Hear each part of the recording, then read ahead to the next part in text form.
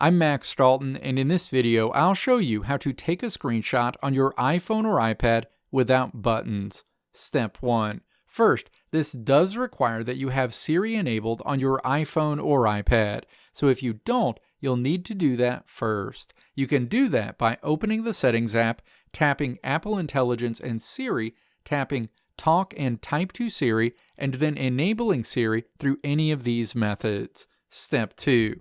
Now that you have Siri enabled, you can easily take a screenshot without using buttons on your iPhone or iPad by navigating to the screen you want to capture, activating Siri, and then telling Siri to take a screenshot.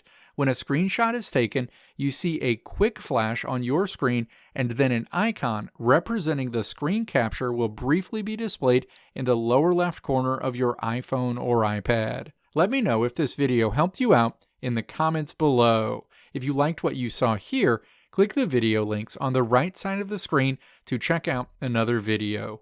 Or click the logo on the left side of the screen to check out my tutorial website at www.maxdalton.how.